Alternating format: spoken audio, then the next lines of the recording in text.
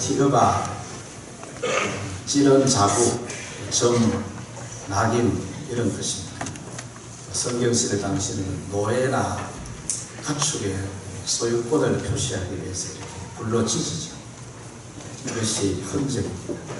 사도 바울은 내가 내 몸에 예수의 흔적을 지니고 있노라 이렇게 말씀합니다. 이 예수의 흔적이라고 표현한 것은 예수님 때문에, 복음 때문에 당한 고난의 상처를 예수의 흔적으로 이렇게 표현하고, 이 흔적이 사도 바울이 그리스도의 종이라는, 그리스도의 노예라는 표시가 되고, 좀 더 나아가서는 그리스도의 사도라는 표시가 됩니다.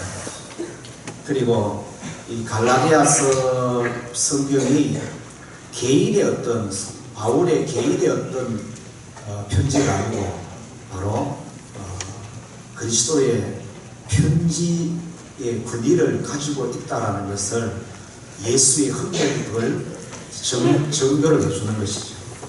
궁극적으로는 사도 바울이 갈라디아 지역을 비롯해서 여러 지역에서 복음을 변증한 그 복음이 바로 진리라는 것을 그 몸에 지니고 있는 흔적으로 그걸 증명해 준다는 이런 의미에서 내 몸에 예수의 흔적을 지니고 있다 이렇게 고백한 것으로 이해됩니다. 고난의 흔적은 사실은 상처입니다. 상처. 그런데 상처라고 표현하지 않고 흔적이라고 이렇게 표현했습니다. 상처는 아픔이 완전히 낫지 않는 상태, 건드리면은 통증을 아직 느끼고 있다면 그건 상처고, 흔적은 상처가 다 아물어진 상태, 건드려도 더 이상 통증이 없는 그런 상태를 흔적으로 좀 구분해서 이해할 수 있겠습니다. 사도 바울은 아벡색 도상에서 부활하신 예수님을 만나면서 이방인의 사도로 세움을 받게 됩니다. 그 이후부터 이 갈라디아서를 기록할 때까지를 짧게는 15년, 좀 길게는 한 20년 정도로 그렇게 봅니다. 이 기간 동안에 여러 면에서 참 말로 다 할 수 없는 그런 이런 아픔과 고난을 겪습니다. 몇 가지를 좀 소개하면은 사도행전 9장 26절에서는 회심을 예수님을 통해서 이 교회를 핍박하고 박해하고 예수 믿는 사람을 잡아서 옥에 가두는 이런 일을 한 이 바울이 예수님의 부르심 받아서 사도가 됐어요. 회심을 해서 사도가 되었는데 먼저 사도가 된 사도들이 확실하게 인정을 안 해주는 거예요. 그리고 교인들도 마찬가지고. 그런 부분에 있어서 이게 상처가 될 수가 있죠. 그리고 사도행전 14장 19절 20절에 보면은 이고니온에서 복음을 전할 때에 돌에 맞아 죽을 뻔했습니다. 저기 그렇게 되어 있죠. 그들이 돌로 바울을 쳐서 죽은 줄 알고 그냥 버렸는데 다시 살아난 거예요. 돌에 맞아, 그러니까 돌에 맞아 죽은 줄 알고 버렸으니까 그 외적으로 입은 상처가 얼마나 많겠습니까? 사도행전 16장 22절 이하에서는 빌립보 지역에서 기도하러 가다가 귀신 들린 여자아이를 이렇게 고쳐준 것 때문에 고발당하게 되고, 무리가 일제히 일어나 고발하니 옷을 찢어 벗기고 매로 치고 그리고 착고에 치어서 감옥에 갇히게 되는 이런 일들을 겪게 됩니다. 이런 모든 것들을 종합해서 보고를 한 것이 고린도 후서 11장 23절 이하의 말씀, 이거는 제가 좀 읽어드리겠습니다. 내가 수고를 넘치도록 하고 옥에 갇히기로 더 많이 하고 매도 수없이 맞고 여러 번 죽을 뻔하였으니 유대인들에게 40에서 하나 감한 매를 5번 맞았으며 3번 태장으로 맞고 1번 돌로 맞고 3번 파선하고 일주일을 깊은 바다에서 지냈으며 여러 번 여행하면서, 여행은 선교 여행입니다. 강의 위험과 강도의 위험과 동족의 위험과 이방인의 위험과 시내의 위험과 광야의 위험과 바다의 위험과 거짓 형제 중에 위험을 당하고 또 수고하며 애쓰고 여러 번 자지 못하고 줄이며 목마르고 여러 번 굶고 춥고 헐벗었노라. 아멘. 네, 이 종합적으로 이렇게 이제 고린도 교회에 보고하는데 이런 것만 있었는 것이 아니라 이런 일도 있었어요. 이렇게 이런 복음사역 하면서도 사도행전 15장 37절 이하에서는 바나바와 서로 심히 다투어서 갈라지게 되는 이런 일이 일어납니다. 2차 바나바와 함께 바나바는 바울에게서 바나바는 진짜 형님 같고 스승 같으며 형님 같으며 멘토 같은 사도, 똑같은 사도인데도 바울이 바나바에 얼마나 많은 도움을 받았어요. 그런데 2차 선교에 가기 전에 마가라는 요한을 데리고 가는 일 때문에 심히 다투어서 결국은 갈라서게 되었어요. 이런 것도 얼마나 마음에 큰 아픔이 될 수 있죠. 이 외에도 다 나열할 수 없는 많은 사건들이 있었고 그 사건들을 통하여서 많은 상처들이 사실은 있습니다. 그런데 이런 모든 고난과 아픔들이 이게 다 처음에는 이게 상처인데 아픔이고 고통인데 오늘 본문에서는 상처라고 하지 않습니다. 흔적이라고 말합니다. 그것도 따라합시다. 예수의 흔적. 예수의 흔적이라고 고백합니다. 분명히 상처로 남아야 하는 것들인데 상처로 남지 않고 흔적으로 남았습니다. 처음에는 상처였는데 그 상처가 예수의 피로 다 아물어졌어요. 성령의 위로로 다 회복이 된 거예요. 이게 더 이상 그 상처 때문에 마음에 두고 누구를 미워하고 분노하거나 다투거나 싸우고 이렇게 하지 않는다는 거예요. 왜냐? 이미 예수님 보혈로 다 치료가 되었고 성령의 위로로 다 회복이 되었기 때문에 그런 것입니다. 사도는 갈라디아서 마지막에는 오늘 이렇게 고백을 하지만은 예수의 흔적을 지니고 있노라 이렇게 마치지만은 그의 서신의 제일 마지막에 썼던 서신이 디모데후서입니다. 디모데후서에서는 4장 6절에서 8절에서는 이렇게 고백합니다. 전제와 같이 내가 벌써 부어지고 나의 떠날 시간이 가까웠도다. 떠난다는 것은 하나님 나라 간 이 세상을 떠난다. 나는 선한 싸움을 싸우고 나의 달려갈 길을 마치고 믿음을 지켰으니 이제 후로는 나를 위하여 의의 면류관이 예비되었으므로. 할렐루야. 복음 때문에 받은 상처가 그것이 예수의 흔적이 되고 그 예수의 흔적이 의의 면류관, 어떤 사람 영광의 면류관, 생명의 면류관, 썩지 않는 면류관이 되는 것입니다.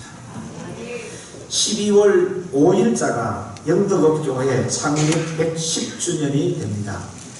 미국 북장로회에서 경북지역에 파송받은 선교사 에드워드 제임스 아담스, 우리 한국 이름은 안의화 선교사로부터 복음을 먼저 받은 주재민, 이형철, 권길이 이분들이 먼저 믿게 되고 그 다음에 강국은, 노계식, 노태식, 주세영, 강복은, 강복은 이분들이 복음을 믿게 되어서 1908년 12월 5일 화길에 있는 노계식씨 집에서 첫 예배를 드림으로 이분들이 최초 우리 화계교회, 영덕업교회 이전의 이름입니다. 최초 설립 교인이 되었고 화계교회로 시작을 했습니다. 그러다가 1912년 11월 5일날 경안로에서 화계교회라는 정식적인 교회 명칭의 허락을 받게 되고 1928년 12월 18일날 제14회 경안로에서 화계교회를 지금의 영덕업교회로 명의로 이렇게 변경 허락을 받아서 지금까지 이렇게 영덕업교회로 이렇게 지내오고 있습니다. 그러는 동안에 110년 역사서 동안에 교회 건축을 4번, 신축을 4번 했습니다.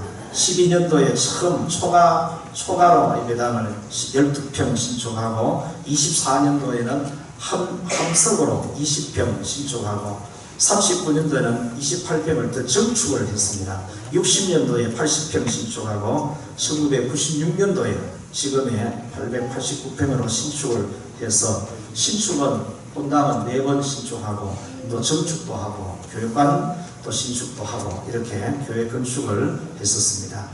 그러면서 우리 교회가 또 다른 교회를 개척한 것이 36년도에 남석교회를 개척을 하고 54년도에 창포교회, 57년도에 상직교회, 58년도에 남산기도실을 개척하고 58년도에 발상교회를 개척하고 60년도에 화수기도실을 개척했더라고요. 여러분 이 60년이든 80년이든 100년이든 110년이든 역사가 흘러오는 동안에 부흥의 시기가 있어요. 부흥기가 있어요. 우리 영덕교회는 이 50년대가 부흥기였습니다. 왜냐하면 그때의 교회를 많이 개척을 했다라는 것은 그때가 그 50년대 이때가 아주 이렇게 부흥기였나 이런 생각을 좀 해보게 되었습니다. 110년 동안에 제가 17대니까 저를 포함해서 17분의 목사님이 목회를 했습니다. 부목사, 전도사, 교육전도사 포함해는 46명이더라고요. 장로로 섬기신 분 그리고 지금 섬기고 계신 분 포함해서 45명이고 집사님은 53명, 권사로 섬기신 분이 59명, 세례를 준 사람이 약 한 900여 명 정도 그렇게 됩니다. 그리고 선교사를 케냐의 박성길 선교사는 사실은 처음은 영덕교회가 파송을 했습니다. 그러다가 이제 시찰해서 담당을 해서 우리 교회는 협력을 하고 있는 그런 형편이고 태국에 우리가 선교사를 파송하고 그 외에 협력으로 여러 선교사를 협력을 해오고 있고 그리고 김차인 장로님이 제일 먼저 단기 선교사로 70일 정도 케냐에 선교하시고 또 이한국 장로님도 2회에 걸쳐서 이렇게 개인적으로 선교하시고 팀으로 또 우리가 여러 지역을 선교하고 해서 선교한 횟수를 계산해 보니까 한 10회 정도 됩니다. 최근 들어서 이제 주중의 사역을 통해서 여러 사역을 하면서 지역을 섬기고 또 미자리 교회와 결연해서 동반 성장을 위해서 함께 이렇게 섬기면서 교회가 이 110년의 역사가 흘러왔습니다. 이렇게 교회가 성장하면서 교회를 개척하게 하는 아름다운 결실도 또 맺게 되는 때도 있었지만은 우리 영덕교회는 여기 계신 분 중에 거의 3분의 2는 잘 모르시지만은 1976년 6월 6일 날 약 200여 명의 교인들이 교회를 이탈해서 다른 교회를 세우게 되는 큰 아픔도 사실은 있었습니다. 그때의 그 교회를 남아있는 교회들을 다시 한번 회복하고 어떻게 하든지 한 사람이라도 한 가정이라도 더 이렇게 이탈 안 되도록 떨렸고 여러 모양으로 일을 쓴 분들이 많이 있습니다. 집집마다 목회자가 아니고 집사님이었는데 집집마다 신방 다니며 또 장례가 있으면 상가집에 가서 일 도와주고 논밭에 가서 일손 도와주면서 어떻게 붙들고 전도하고 그렇게 애를 쓰신 분들이 참 많이 있습니다. 그때 당시 우리 지금은 고인이 계셨습니다. 김검선 권사님이 여러분들 가운데 이렇게 권사님 애를 많이 쓰셨고 제가 며칠 전에 김미정 권사님이 전화를 받았어요. 권사님 엄마가 그때 교회 일 하느라고 언제 한번 그 이야기했습니다. 교회 아무래도 학교 같은 집에 오면 그때가 나이가 몇 살이냐 물어보니까 7살이나 8살 그 정도 됐다 그래요. 집에 오면은 엄마가 없는 거예요. 그래서 나는 나중에 어른이 되어서 여전도에 일 안 한다고 그런 얘기까지 했답니다. 그것도 하나의 어떤 작은 상처죠, 상처. 근데 제가 물어봤어요. 권사님 아직 그런 상처가 남아있느냐고. 상처가 없어요. 그게 다 지금은 흔적으로 남아있는 게 상처로 남아있는 것이 아닙니다. 여러분, 교회의 이 110년의 역사 속에 그 110년의 역사 속에 내가 거기에 있다라는 거, 이거 감사한 일이죠. 영광된 일이에요. 하나님의 역사 속에, 하나님의 일하시는 현장 속에 내가 있다는 거 감사한 일이죠. 그리고 그 110년의 역사 속에 내 이름이, 제가 지금 이렇게 소개한 것은 연역의 걸 가지고 이렇게 뭐 당이라고 제가 다 읽어보고 한 게 아니고 연역에 있는 내용들을 대충 좀 이렇게 말씀을 드린 겁니다. 그 속에 내 이름이 장로로, 집사로, 권사로 이렇게 이름이 올려서 있다는 거, 진짜 이러면 영광이고 감사합니다. 110년을 이렇게 인도해 오신, 역사해 오신 하나님께 우리가 박수로 영광을 올려도 될 것 같아요. 우리 가서.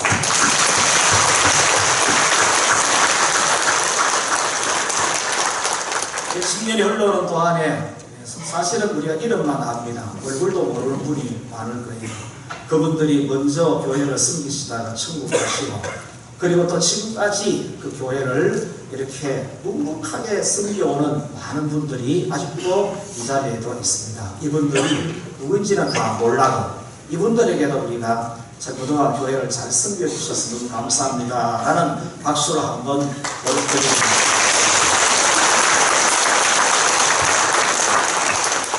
지금 우리 중에는 평생을 교회와 고락을 함께 오면서 여러 가지 많은 일들을 다 말할 수 없는 많은 좋은 일도 있고 감사한 일도 있지만 어렵고 힘들고 아파하는 이런 일도 있었습니다. 어떤 분은 반평생을, 어떤 분은 3, 40년, 20, 30년, 10년, 20년을 이렇게 섬겨오신 분들이 많습니다. 그동안 교회를 섬기시면서 이렇게 많은 받은 상처들이 있을 텐데 그런 상처들이 아직도 상처로 남아 있습니까? 아니면은 이제는 그런 상처들이 분명히 있었는데 예수님의 피로 씻음을 받고 성령의 감동함으로 위로를 받고 치유함 받아가지고 이제는 내게는 아무런 상처 없습니다. 대신 그 모든 상처들이 내게도 흔적으로 남아 있습니다. 예수의 흔적으로 남아 있습니다. 여러분 이렇게 고백할 수가 있으십니까? 이렇게 고백할 수 있게 되기를 축복합니다. 상처는 아픔입니다. 그러나 흔적은 간정입니다. 상처는 간정이 될 수 없습니다. 그러나 그것이 흔적이 되면 그건 간정이 됩니다. 상처는 원망과 불편일 수 있지만 흔적은 감사와 영광이 됩니다. 상처는 아직 아파하는 상태입니다. 그 일, 그 사건, 그 사람을 생각하면 마음이 아픕니다. 그렇다면 상처입니다. 흔적은 치료된 상태입니다. 더 이상은 아파하지 않습니다. 그때 그 일을 생각해도 그 사건을 말해도 마음이 아프거나 화가 나거나 억울한 마음이 들지 않습니다. 왜냐하면 회복되었기 때문에. 그래서 흔적입니다. 불신자들은 상처를 평생 안고 삽니다. 한 번 받은 상처는 세월이 지나도 계속 상처로 간직이 됩니다. 스스로 과거로부터 상처로부터 자유하지 못합니다. 왜냐? 회복의 방법과 길이 그들에게는 없기 때문에 그렇습니다. 사도 바울은 더 이상은 상처가 없습니다. 왜냐? 예수의 보혈로 깨끗하게 치료받았기 때문에 그렇습니다. 성령의 위로로 상처가 다 나았습니다. 치료가 되었습니다. 회복이 되었습니다. 억울함도 없습니다. 그래서 누구를 만나도 축복합니다. 원수가 없습니다. 누구든지 사랑합니다. 그 상처가 이제는 흔적이 되어 간증이 되었습니다. 그래서 예수의 흔적을 지니고 있노라고 이렇게 당당하게 말할 수가 있게 된 것 같습니다. 다시 오시는 예수 그리스도를 기다리는 우리가 과거의 사건이 현재까지 상처로 남아있다면 그 상태로 예수 그리스도를 만날 수 있을까요? 데살로니가전서 5장 23절에서 평강의 하나님은 우리의 온 영과 혼과 몸이 우리 주 예수 그리스도 강림하실 때에 흠없게 보존되기를 원하노라 말씀하셨습니다. 구약시대 때에 하나님께 올려지는 희생제물, 속죄제물의 자격이, 중요한 자격이 한 가지가 있습니다. 그거는 흠 없는 것입니다. 상처가 있다는 것은 흠이 있다는 뜻입니다. 모든 상처를 흠 없게 하시는 유일한 법칙이며 능력은 바로 예수의 피입니다. 예수. 오늘 우리는 성찬 예식을 통해서 떡과 잔을 받지만은 우리는 믿음으로 떡을 예수님의 몸으로, 잔을 예수님의 피로 받습니다. 우리를 흠없게 온전히 거룩하게 하시고 흠없게 하셔서 주님 강림하실 때까지 우리를 흠없게 보존하기 위해서 교회로 하여금 큰 뜻과 자들, 나를 위해 지키신 주님의 몸으로, 나를 위해 흘리신 주님의 피로 받게 하셔서 상처를 치유하시고 회복하여서 그것이 예수의 흔적이 되게 하셔서 이 땅에서는 그것이 간정의 재료가 되게 하시고 하나님 앞에서는 의의 멸관을 받을 수 있도록 하나님께서 이런 큰 은혜를 베풀어 주셨습니다. 오늘 우리 110년 살아온 것 하나님의 은혜입니다.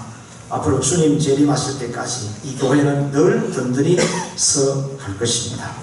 이제까지 하신 일보다 더 많은 일들을 하게 하기 위하여서 하나님께서 우리에게 혹 남아있던 이 상처를 깨끗하게 치유하여서 그것이 흔적이 되어서 그 흔적이 우리에게 위로가 되고 간정이 되고 능력이 되어서 앞으로 믿음으로 달려가야 할 길을 잘 갈 수 있도록 하나님의 역사하시는 은혜가 우리 모두에게 있기를 주의 이름으로 축복합니다.